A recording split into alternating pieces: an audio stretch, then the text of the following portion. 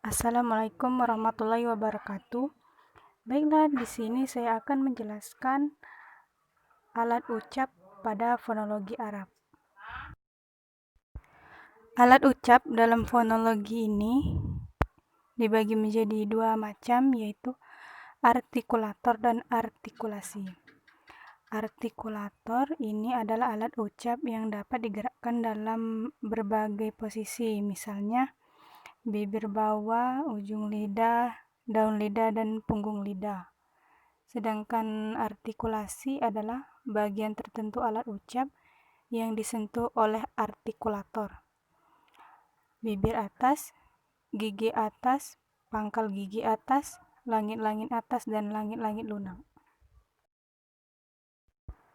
Bagian dari alat ucap dan cara kerjanya. Yang pertama itu ada riatain atau paru-paru.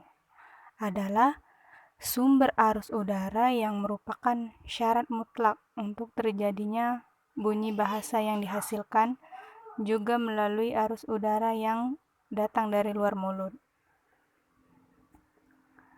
Yang kedua yaitu ada al-hanajroh atau pangkal tenggorok. Ialah sebuah rongga pada ujung saluran pernapasan yang ujungnya ada sepasang pita suara. Yang ketiga yaitu ada tajwif al-mari' atau rongga kerongkongan. Adalah sebuah rongga yang terletak di antara pangkal tenggorok dengan rongga mulut dan rongga hidung.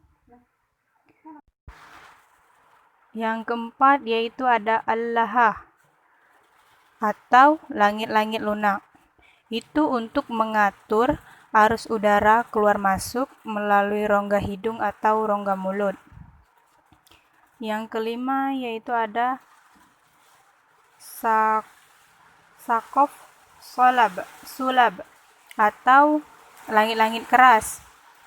Langit keras berlaku sebagai pasif dan yang menjadi artikulator aktifnya adalah ujung lidah. Dan yang keenam yaitu ada manafiz al-asnan atau ceruk gigi sebagai artikulator pasif dan apeks yang dihasilkan oleh alveolum dan laminium. Yang ketujuh yaitu sinun atau gigi. Gigi atas dapat berperan sebagai artikulator pasif yang menjadi artikulator aktifnya adalah apeks atau bibir bawah. Yang kedelapan yaitu ada asyafah al-sufla wa asyafah al-ulya atau bibir bawah dan bibir atas yang biasa menghasilkan bunyi bilabial dan bunyi labiodental. Yang kesembilan yaitu ada lisan atau lidah yang menjadi artikulator pasifnya, yaitu alat ucap yang terdapat pada rahang atas. Yang ke-10 ada fum atau mulut.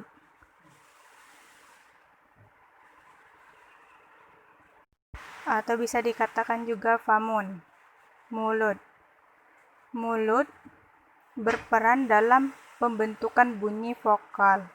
Contoh, kalau kita menyebutkan huruf C, itu pasti rongga kita akan melebar. Atau B. Selanjutnya yang terakhir yaitu ada tajwif an-nafi atau rongga hidung. Nah, itu bunyi nasal ini dihasilkan dengan cara menutup rapat-rapat arus udara di rongga mulut dan menyalurkan keluar melalui rongga hidung.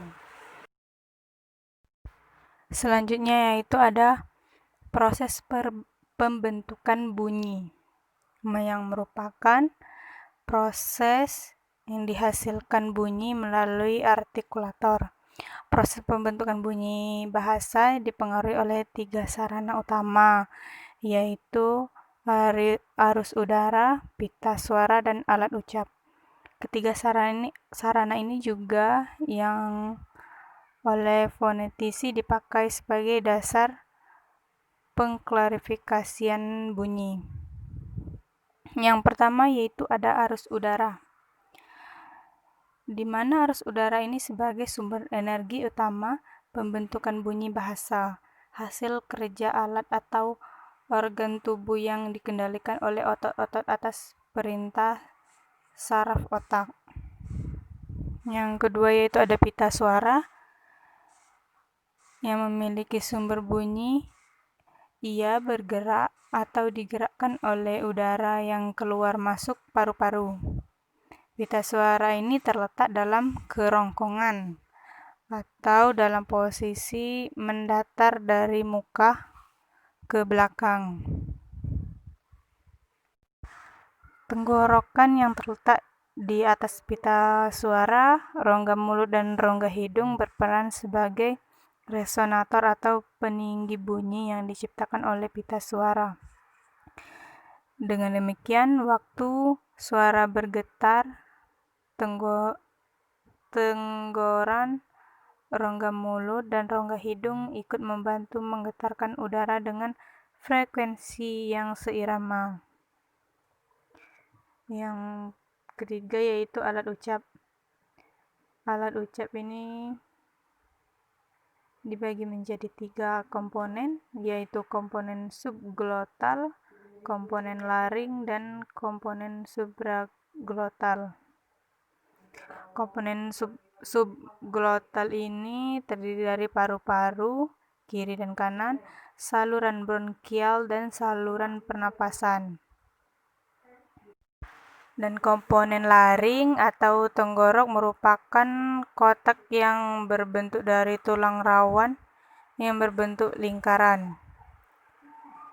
Sedangkan komponen supraglotal adalah alat-alat ucap yang berada di dalam rongga mulut dan rongga hidung, baik yang menjadi artikulator aktif maupun yang menjadi artikulator pasif. Menurut Sayer, secara umum titik artikulasi atau pertemuan antara artikulator aktif dan artikulator pasif yang mungkin terjadi dalam bahasa Indonesia ialah yang pertama, artikulasi bilabial atau bibir bawah dan bibir atas, artikulasi labiodental, bibir bawah dan gigi atas, artikulasi interdental atau gigi bawah, gigi atas, dan ujung lidah, artikulasi apikodental atau ujung lidah dan gigi atas, artikulasi apikoalveolar atau ujung lidah dan ceruk gigi atas, artikulasi laminodental atau daun lidah dan gigi atas, artikulasi laminopalatal atau daun lidah dan langit-langit keras, artikulasi laminoalveolar atau daun lidah dan ceruk gigi atas, artikulasi dorsopalatal atau pangkal lidah dan langit-langit keras, artikulasi dorsovelar atau pangkal lidah dan langit-langit lunak, artikulasi dorsovular atau pangkal lidah dan anak tekak, artikulasi oral atau penutupan arus udara ke rongga hidung, dan yang terakhir artikulasi radikofaringal atau akar lidah dan dinding kerongkongan. Berikut selanjutnya cara artikulasi atau bunyi bahasa dihasilkan. Yang pertama itu arus ujar itu dihambat pada titik tertentu, lalu dengan tiba-tiba diletupkan sehingga terjadilah bunyi yang disebut bunyi hambat, bunyi letup, atau bunyi plosif. Yang kedua itu ada arus ujar. Itu dihambat pada titik tertentu, lalu arus ujar itu dikeluarkan melalui rongga hidung hingga terjadilah bunyi nasal. Yang ketiga, arus ujar. Itu dihambat pada tempat tertentu, kemudian diletupkan sambil digeser atau didesiskan sehingga terjadilah bunyi paduan atau bunyi afrikat. Yang keempat, arus ujar itu dihambat pada tempat tertentu, kemudian digeserkan atau didesiskan sehingga terjadilah bunyi geseran, bunyi desis atau bunyi frikatif. Yang kelima, arus ujar itu dikeluarkan melalui samping kiri dan kanan lidah, maka terjadilah bunyi sampingan atau bunyi lateral. Yang keenam, arus ujar itu dikeluarkan melalui samping kiri dan kanan lidah, lalu digetarkan sehingga terjadilah bunyi getar atau trill. Yang ketujuh, arus ujar itu pada awal prosesnya diganggu oleh posisi lidah, tetapi kemudian diganggu pada titik artikulasi tertentu, sehingga terjadilah bunyi semivokal yang dikenal juga dengan nama bunyi hampiran. Dalam membuat klarifikasi bunyi dan klarifikasi fonem digunakan 3 patokan atau kriteria, yaitu titik artikulasi, tempat artikulasi, dan bergetar tidaknya pita suara. Mungkin itu saja penjelasan singkat mengenai alat ucap dalam fonologi. Saya akhiri, wassalamualaikum warahmatullahi wabarakatuh.